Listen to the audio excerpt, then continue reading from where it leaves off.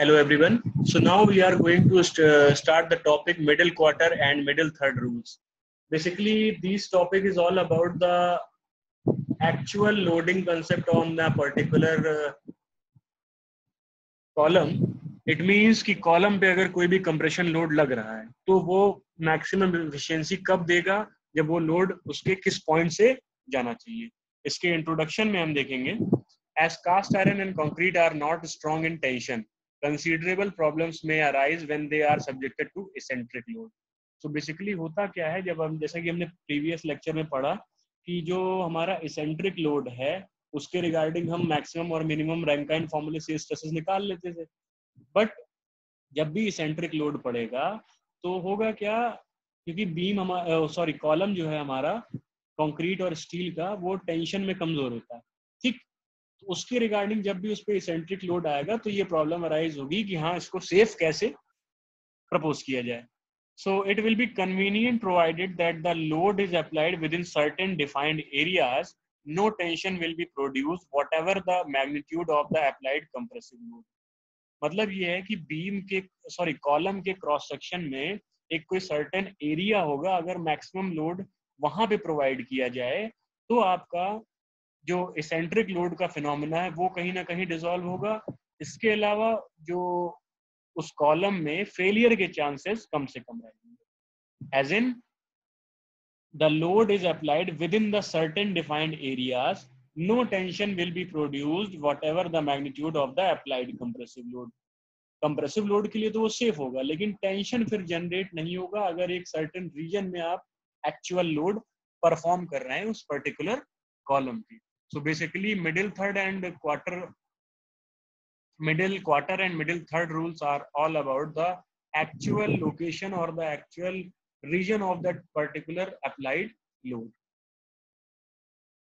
And the middle third rule states that no tension is developed in a wall or foundation if the resultant force lies within the middle third of the structure.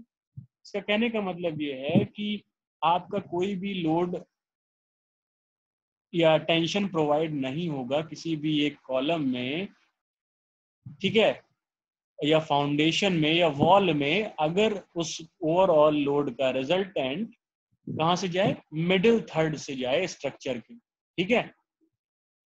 Consider the rectangular cross section of the stress at any point X Y is given by equation. मान लीजिए आपने एक stress का एक coordinate लिया x और y के respect में. So if we are seeing this, what we will get, sigma is equals to p upon a plus minus phx upon iyy plus minus pky upon ixx. ये जो formula लिखा है या ये जो डेरिवेशन या जो इक्वेशन जो ये लिखी हुई है, इसको अभी जब हम आगे की स्लाइड पढ़ेंगे तो ये आपके थोड़ा और क्लियर हो जाएगा. Okay. Thus, a compressive load applied, the most severe tension stresses are introduced when the last two terms have their maximum values and are tensile in effect. It means कि जब भी compressive load applied होगा तो जाहिर सी बात है tension भी कहीं ना कहीं आपके कॉलम पे आएगी, और ये तभी आएगी जब लास्ट के दो टर्म जो आपके उस इक्वेशन के थे वो अपनी मैक्सिमम वैल्यू पे होंगे, ठीक है, और टेंसाइल इफेक्ट डालेंगे तब. सो वहां पे जो स्ट्रेस निकल के आएगी वो क्या होगी, P upon A minus PH upon IYY into B/2 minus PK upon IXX into D/2. इसी को अगर डेराइव किया जाए और भी ज्यादा तो हमें क्या मिलता है यहाँ पे, P अपॉन A को आप कह सकते हैं B into D, simply area हो गया. PH एज इट इज लिख दिया आपने, IYY आपका क्या हो गया, BD क्यूब बाई 12, और B/2 आपने सिंपली यहाँ पे लिख लिया. PH B/2 आपने ले लिया, और IYY क्या होगा, D इंटू B क्यूब, क्योंकि इस रिस्पेक्ट में x एक्सिस पे आपका D आ रहा है, y एक्सिस पे D आ रहा है, इसलिए यहाँ पे DB क्यूब बाई 12 हो गया, माइनस PK D/2, PK और D/2 आपने एज इट इज यहाँ ले लिया. I एक्सिस क्या हो जाएगा, BD क्यूब बाई 12, अपॉन में है तो इसका रेसिप्रोकल हो गया, nothing else. So according to me, from here it will be clear. Thus, with the compressive load applied, the most severe tension stresses are introduced when the last two terms have their maximum values and are tensile in effect. For no tension to result in section, 0 must be adequate to O must be adequate to 0. या फिर मतलब आपकी ये stress कोई नहीं आ रही है, उसके केस में क्या करेंगे आप 1/BD minus 6H/dB² minus 6K/BD. यहाँ से BD बाई 6 की वैल्यू निकालेंगे तो आ जाएगी DH प्लस BK. अगर इसी इक्वेशन में आप लगा दीजिए वही सारी चीजें तो आपका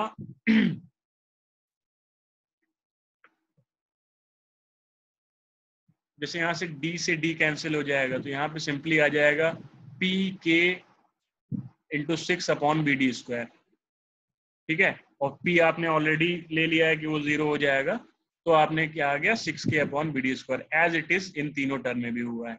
इसके रिगार्डिंग जब आप BD बाई 6 की वैल्यू इससे निकालेंगे इस इक्वेशन से तो आपका क्या आ जाएगा वो DH प्लस BK. ओके, तो ये था आपका मिडिल थर्ड का फिनोमेना. अब इसको अगर फिगर आपको फिगर से समझना है तो हम क्या करेंगे, this is a linear expression in H and K producing the line SS in the figure below. मान लीजिए आपका ये कॉलम का आप टॉप व्यू देख रहे हो, ये X डायरेक्शन है, ये Y डायरेक्शन है. इस पॉइंट पे अगर आपके P लोड लग रहा है तो X एक्सिस से K डिस्टेंस पे, Y एक्सिस से H डिस्टेंस पे, और ये SS लाइन है जो कि इस H और K डिस्टेंस पे जो P लोड आ रहा है उसकी वजह से बन रही है. ठीक है, if we follow the same procedure for other 3 coordinates we will get the shaded area with diagonals of b/3 and d/3. मतलब अगर इसको 3 डायमेंशनल ये जो v1 2D था, अगर इसको 3D में देखेंगे तो ये कुछ इस तरीके से आएगा. x डायरेक्शन में आप b रख रहे हैं, y डायरेक्शन में आप स्मॉल d डेप्थ रख रहे हैं. ठीक है, b/3 मतलब अगर आप x डायरेक्शन में देखोगे तो ये b/3 हो गया. इस ओवरऑल को b को 3 पार्ट में डिवाइड करिए, पहला b/3 हो गया, दूसरा b/3 हो गया, तीसरा ये हो गया. तो मिडिल का जो b/3 था और इस y एक्सिस की बात करेंगे तो मिडिल का जो d/3 था ओवरऑल रिजल्टेंट यहीं से होके जाए तो आपके टेंशन होने के चांसेस 0. इसीलिए इसको मिडिल थर्ड रूल बोलते हैं. So this is all about the theory portion और the basic terminology of the topic middle third rule. Okay,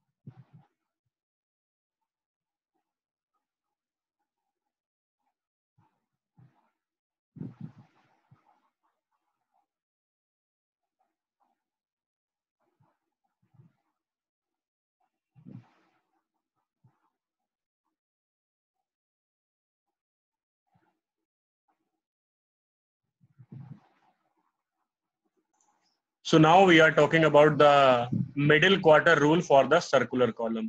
अभी तक तो आपने अगर मिडिल थर्ड रूल देखा होगा तो ये आपका एप्लीकेबल है आपके स्क्वायर कॉलम के लिए या रेक्टेंगुलर कॉलम के लिए, जहां पे आपकी बी और डी डायमेंशन दी हुई है एक्स और वाई डायरेक्शन में.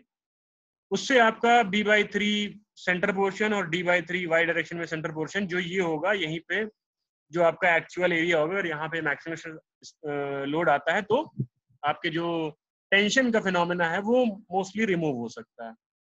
Now we are talking about the middle quarter rule for the circular column. So this phenomena is only occurred from the middle third phenomena is only performed in the rectangular or the square case. But if we are talking about the circular column, we need to study the middle quarter rule.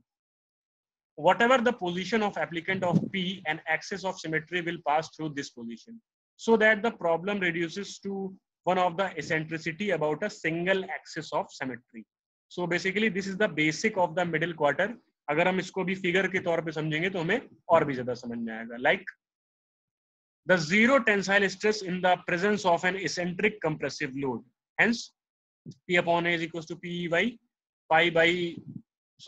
upon pi d square is equals to E into d by 2 into 64 upon pi d4, which gives the value of E is equals to d by 8. Okay. ये आपका हो गया middle quarter का phenomena. Thus the limiting region for application of the load is the shaded circular area of the diameter d by 4, which is termed as the middle quarter. So basically middle quarter circular के case में अगर आप लोगे, overall diameter अगर आपकी cap small D है, उसके mid में का जो रीजन होगा जो कि d by 4 लेंथ का है, d by 4 डायमीटर का जो सर्कुलर रीजन है, यही आपका ये दिखाएगा कि इस जगह पे अगर मैक्सिमम लोड अप्लाई होता है तो आपका फेलियर फिनोमेना या टेंशन फिनोमेना जल्दी नहीं आएगा आपके पर्टिकुलर सर्कुलर कॉलम के केस में. So middle quarter is all about the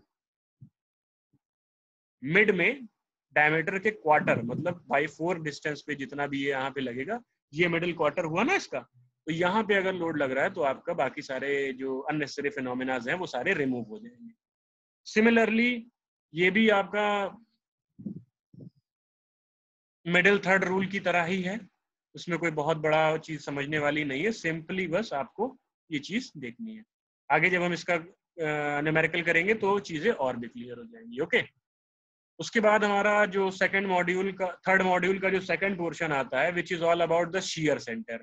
ठीक है. शियर सेंटर को हम पढ़ेंगे नेक्स्ट लेक्चर में. उससे पहले इस लेक्चर में जो हमने टॉपिक्स कवर किए हैं, which are middle third and middle quarter rule.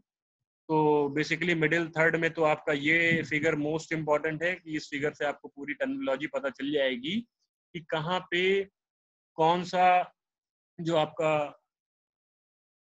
Load जो लग रहा है वो किस किस डिस्टेंस पे या कितने रीजन में लग रहा है जो कि एक्सटर्नल लोड है. इसी के रिगार्डिंग अगर आप मिडिल क्वार्टर का रूल समझेंगे तो वो आपका अप्लाई होता है सर्कुलर कॉलम के केस में, जिसमें जो मिड वाला रीजन होता है क्वार्टर का, मिड क्वार्टर का जो रीजन होता है उस पे आपका सारा लोड अगर एक्ट कर रहा है तो फेलियर के चांसेस कम हो जाते हैं. Okay. So in this lecture we already studied the middle third and middle quarter rules for the columns, which are very necessary in the designing of any type of structure. Okay.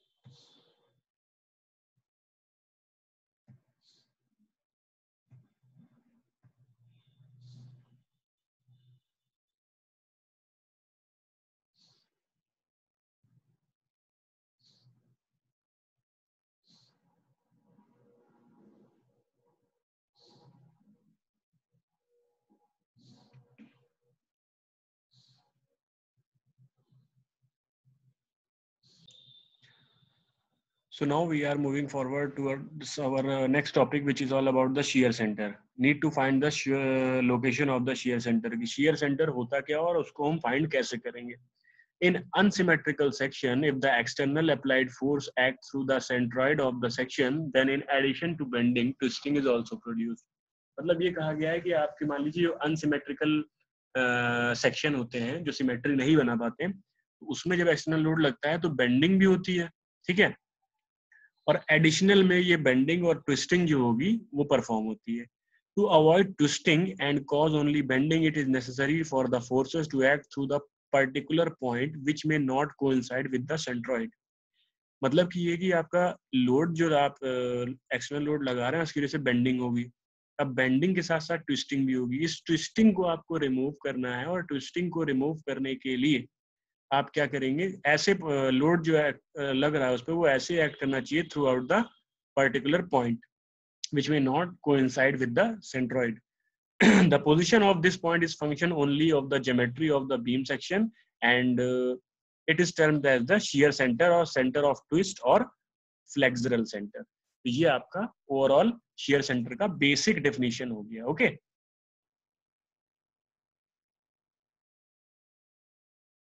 now what is unsymmetrical bending? If the load line on the beam doesn't coincide with one of the principal axes of the section, the bending takes place in the plane different from the plane of principal axis or centroidal axis. This type of bending is known as unsymmetrical bending. It means कि मान लीजिए जो भी आपकी bending हो रही है वो कम से कम एटलीस्ट एक प्रिंसिपल प्लेन के रिगार्डिंग होगी, लेकिन अगर वो उससे हटने लगती है तो उसको बोलते हैं आप अनसिमेट्रिकल बेंडिंग। ओके, ये देखिए यहाँ पे इस फिगर से आपको ज्यादा समझ में आएगा कि एक चैनल सेक्शन है या सी सेक्शन है, एक तरफ फिक्स्ड है एक फ्री है। यहाँ पे अगर एंड पे, इसके फ्री एंड पे डब्ल्यू का लोड लग रहा है और इसका सेंटर ऑफ ग्रेविटी इस लाइन से जा रहा है, देन क्या होगा, देखिए यहाँ पे इसको जो बेंड होना था तो ये नॉर्मली होता, लेकिन देखिए ऊपर वाला जो एक चैनल का सेक्शन है ये अलग जा रहा है, नीचे वाला अलग जा रहा है, तो ये थोड़ा कहीं ना कहीं ट्विस्टिंग परफॉर्म कर रहा है, जो कि नहीं होनी चाहिए। अगर ये चीज आती तो आप इसको कैसे डिसॉल्व करेंगे? अनसिमेट्रिकल बेंडिंग के रीजन क्या क्या हैं? The section is symmetrical about two axis like I section, rectangular section, circular section, but the load line is inclined to both the principal axis. Section तो आपका सिमेट्रिकल हो गया, but जो आपकी लोड लाइन गई हुई है वो इंक्लाइन होगी दोनों प्रिंसिपल एक्सिस के, एक्स और Y. The section itself is unsymmetrical like angle section और a channel section, and load line along vertical any centroidal axis. मतलब सेक्शन जो है आपका वो कहीं ना कहीं अनसिमेट्रिकल अगर है तो भी आपका अनसिमेट्रिकल ही बेंडिंग आएगी। ओके, सो ये आपके बेसिक रीजन हो गए अनसिमेट्रिकल बेंडिंग के। Now what is shear center? Shear center is defined as the point on the beam section where load is applied and no twisting is produced. Shear center आपका ऐसा point हो गया है कि जहां पे आप लोड अगर अप्लाई कर रहे हो तो बेंडिंग तो होगी बट ट्विस्टिंग फिनोमेना बिल्कुल भी नहीं होगा। At shear center resultant of internal forces passes, मतलब जो इंटरनल फोर्सेस उस पर्टिकुलर बीम सेक्शन में लग रहे हैं स्ट्रक्चरल मेंबर के, तो वहां पे उससे उस shear सेंटर से ही उसका रिजल्टेंट होके जाएगा। On symmetrical section, shear center is the center of the gravity of that section. मतलब कि आपका जो सिमेट्रिकल सेक्शन होते हैं उनका जो shear सेंटर होगा वो उसके COG से होके जाता है, क्योंकि रिजल्टेंट उसका COG पे ही वर्क करेगा, तो वही उसका COG उसका shear सेंटर हो जाता है। Such sections in which there is a sliding problem, we place loads at the shear center. ऐसे सेक्शन जहाँ पे स्लाइडिंग का फिनोमेना आएगा तो वहां पे क्या करते हैं, shear सेंटर पे हम कुछ ना कुछ लोड लगा देते हैं। Okay, properties of shear center. The shear center lays on the axis of symmetry. जो shear center है आपका वो सिमेट्रिकल एक्सिस जो होगा, एक्सिस ऑफ सिमेट्री वहां से होके जाएगा। Thus, for twice symmetrical section, the shear center is the point of symmetry axis intersection. तो अगर एक से ज्यादा सेक्शन है तो आपका shear center कहाँ से जाएगा, दोनों के सिमेट्रिक एक्सिस जो होगा उसके इंटरसेक्शन से जाएगा। If the cross section is composed of segment converging in a single point, this point is shear center. मतलब क्रॉस सेक्शन है अगर किसी का और वो अगर कई सारे सेगमेंट से कन्वर्ज हो रहा है तो आप सिंगल पॉइंट से, तो वो सिंगल पॉइंट ही उसका shear center होगा। The transverse force applied at the shear center doesn't lead to the torsion in thin walled beam. जो ट्रांसवर्स फोर्स आएगा अप्लाई किया जाएगा shear center पे, वो पर्टिकुलर टॉर्जन फिनोमेना नहीं आने देगा। Okay, The shear center is the center of rotation for the section of thin walled beam subjected to pure shear. मतलब कि सेंटर ऑफ रोटेशन किसी एक सेक्शन के सेंटर ऑफ रोटेशन पे है ऑफ थिन वॉल्ड बीम अगर कोई है आपका, वो प्योर shear के केस में आएगा। The shear center is a position of shear flows resultant force if the thin walled beam is subjected to pure shear. मतलब shear flows का वही पॉइंट होगा अगर थिन वॉल आपका कोई एक बीम है उसमें वो अगर वो प्योर shear के कंडीशन पे है, ठीक है. So these are the basic properties of the shear center in a particular beam member. Okay.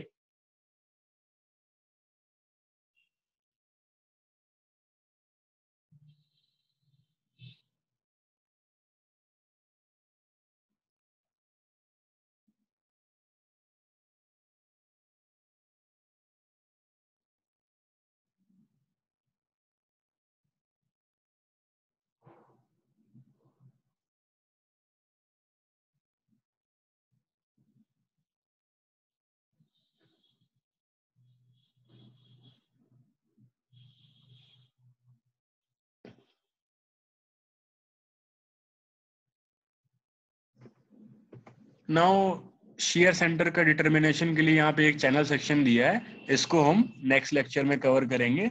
So basically in this lecture we studied about the middle third and middle quarter rule for the rectangular and the circular structural member. Also shear center की हमने basic terminology पूरी जान ली कि कैसे ये shear center होता क्या है, यहाँ से उसका सिमेट्रिकल और अनसिमेट्रिकल सेक्शन में अलग अलग शेयर सेंटर होता है दोनों में, और प्रॉपर्टीज जो एक पर्टिकुलर शेयर सेंटर की होती हैं वो क्या क्या होती हैं. So for this lecture I think that's enough. We will study this topic in detail in our next lecture. So thank you.